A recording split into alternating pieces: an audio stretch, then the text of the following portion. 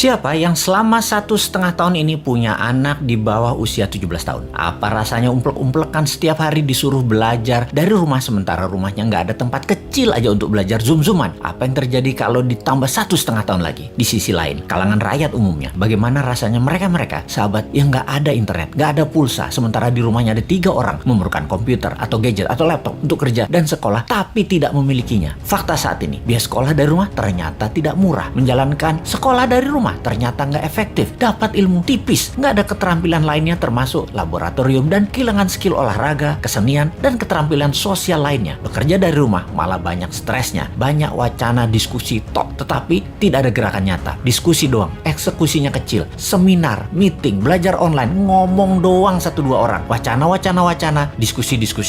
Rekening mah minus juga. Saat ini dunia bergeser jauh. Berapa lama kita akan menjadi seperti ini di bawah serangan virus? Jawabannya, kalau gini cara mengelolanya, selamanya, setidaknya sampai tahun 2025. Demikian kata WHO dan World Bank. Waduh, paling cepet 2023 awal deh. Tetep aja lama. Maunya tahun 2021 ini paling lama selesai deh. Vaksin dah tuh 100% orang Indonesia. Pertanyaan lagi, apakah selesai COVID? Ya nggak tahu juga. Menurut Ngana, selesaikah COVID ketika 100% manusia Indonesia sudah divaksin? Jawabannya nggak tahu. Misalnya, manusia setelah divaksin, efeknya tingkat kematian dan fatality-nya menurun, tetapi tetap bisa kena. Dimana kalau kena ya isolasi mandiri, katakan 10 hari. Setiap hari ada 30.000 orang bergantian bergiliran. Tiap hari ada 30.000. Karena 10 hari di isoman, maka yang dikurung hari itu adalah 300.000 orang per hari yang terkurung gantian sampai 100 juta orang. Gitu ya, 2 tahun itu bisa tercapai? Bisa lebih. Serem amat ya kalau ini terjadi. Untuk mencapai 60% populasi yang benar, ya bisa 2 tahun lagi, mungkin bisa 4 tahun lagi. Kalau hal ini terjadi, maka bukan hanya ekonomi yang ambiar, tetapi keterampilan sosial anak kita, keterampilan lainnya hilang. Bisa terjadi generation gap yang parah, di mana di tahun 2045, 24 tahun lagi, mereka usianya yang sekarang 10-20 tahun itu adalah mereka menjadi tulang punggung angkatan kerja dan usaha. Mereka, bayangkan, tidak punya keterampilan yang mumpuni. Maka angkatan yang usianya 50-70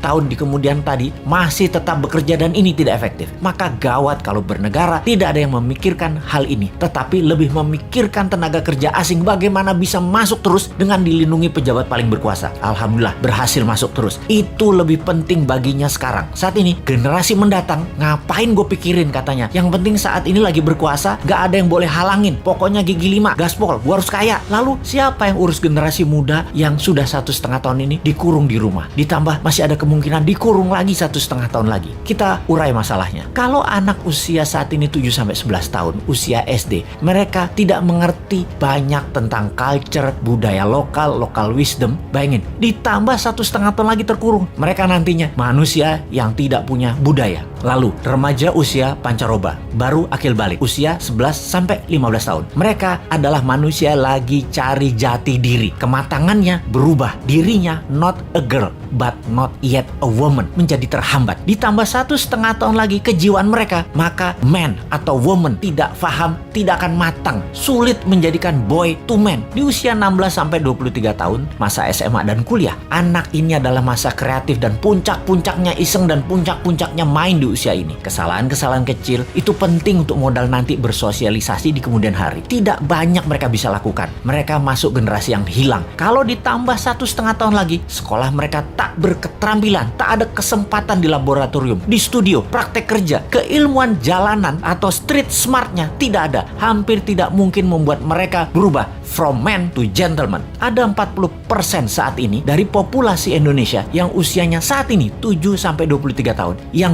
20 tahun lagi mereka merupakan tulang punggung keluarga, bangsa, negara. Jadi apa mereka ini nantinya? Ada yang mikirin pelindung nikel, mikirin. Yang pasang baliho jualan tahun 2024 itu mikirin. Yang menjabat sekarang mikirin. Kalau bosman, ada tuh bala muda walau kecil, kita berjuang.